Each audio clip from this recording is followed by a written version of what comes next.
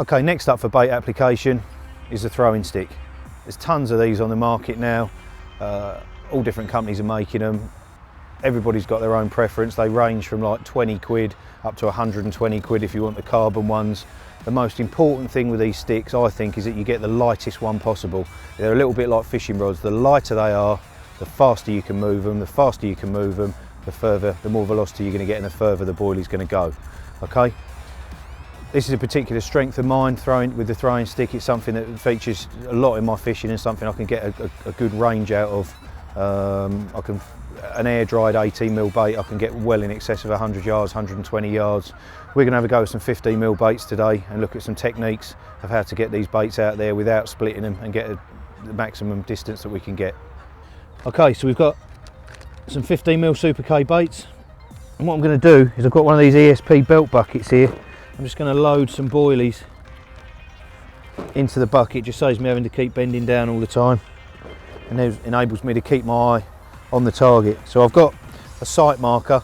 I'm not trying to bait really tightly with the stick. It's going to be a spread of boilies. I'm fishing at about 80-90 yards, just to the right of an island.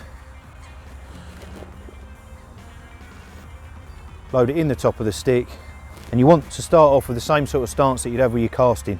So you want a split stance, start with your weight ever so slightly on your back leg, high over your head, and what I like to do is I like to keep my thumb on the back of the stick, and what that does is it helps to keep the action quite rigid. If your thumb's not on the back of the stick, you get a lot of that going on, and that's when you start to see this sort of thing where people do that and throw boilies straight in the edge. If you have your thumb on the back of the stick and a tight grip in your index finger, it keeps everything locked,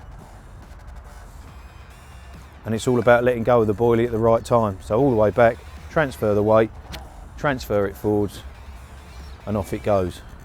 Now what can start to happen is, with these baits sometimes, is because they're very fresh and sometimes they can be a little bit soft.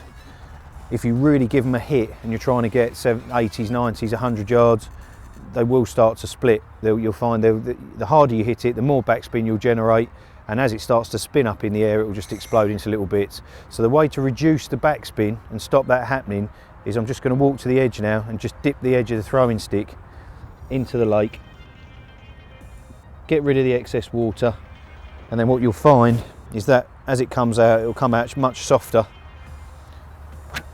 It'll make a different noise, and that's really good now. That's easily up to the island at 80 yards with no effort at all. And you can carry on putting these out, and you'll find the more you do, the stick will start to dry out a little bit. So every 4th or 5th bait you put out, that one's just split. So I'm just going to wet the stick again and keep it going. And what I'm looking for is a spread of boilies. I'm trying to get the carp moving around, picking up individual baits and looking for individual baits, and that's what I'm going to be feeding them. So I'm going to try and feed them exactly on the rig. The hook bait's going to mimic what I'm feeding them. So I'd probably fish either a chod rig, a hinge stiff link, or a wafter, a 15mm wafter, exactly matching bait over this.